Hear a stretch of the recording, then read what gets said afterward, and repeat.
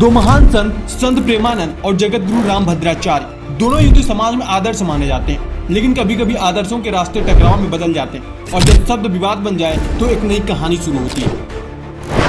रामभद्राचार्य ने एक पॉडकास्ट में कहा कि अगर प्रेमानंद महाराज में चमत्कार है तो वे उनके सामने एक अक्षर संस्कृत में बोल कर दिखा या मेरे कहे इस श्लोकों का हिंदी में अर्थ समझा, बिल्कुल चैलेंज मूड में। अब सवाल है कि इस चैलेंज की जरूरत क्या है। उन्होंने कहा कि प्रेमानंद बालक के समान है, उनकी लोकप्रियता क्षणभंगुर है। रामभद्राचार्य की लाइनें सुनकर केवल आम लोगों में ही नहीं बल्कि संत समाज में भी हलचल मच गई। शंकराचार्य अविमुक्तेश्वरानंद ने कहा कि भगवान को भाव से पुकारने वाला व्यक्ति संस्कृत में बोलता है। उन्होंने रामभद्राचार्य का नाम लिए बिना उनके ज्ञान पर सवाल उठाया और कहा कि संस्कृत के विद्वान पुरी के शंकराचार्य जी उनसे कहीं बड़े विद्वान।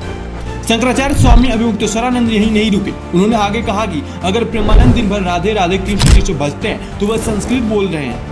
उन्होंने रामभद्राचार्य पर तंज कसते हुए कहा कि दिख नहीं रहा तो सुनाई भी नहीं देता क्या। उनकी प्रतिक्रिया ने विवाद को और गर्म कर दिया।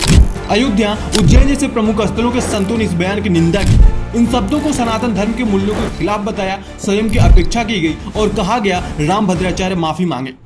तुलसी पीठाधीश्वर के उत्तराधिकारी आचार्य रामचंद्र दास ने कहा कि प्रेमानंद मेरे पुत्र जैसे हैं, ईर्ष्या नहीं है। मीडिया ने शब्दों को तोड़ मरोड़ कर पेश किया। विवाद बढ़ते जगत गुरु रामभद्राचार्य ने सफाई दी। उन्होंने कहा कि यह बयान गलत संदर्भ में लिया गया। प्रेमानंद मेरे पुत्र जैसे हैं। मेरा उद्देश्य संस्कृत की महत्ता बताना था, नॉट डिसरिस्पेक्ट बट अवेयरनेस।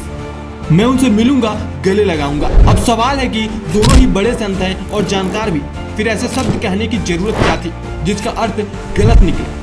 और कहा यह भी जा रहा है कि शायद शब्दों की व्याख्या और पृष्ठभूमि की भावनाएं सब मिले और बात बिगड़ गई। लेकिन अंत में दोनों के बीच स्पष्टता और मेल मिलाप की जरूरत थी। संस्कृत जरूरी है, लेकिन भक्ति, संवेदनशीलता और सम्मान भी उतने ही महत्वपूर्ण है। अगर आपको ये वीडियो पसंद आया तो लाइक करें, शेयर करें और सब्सक्राइब करें।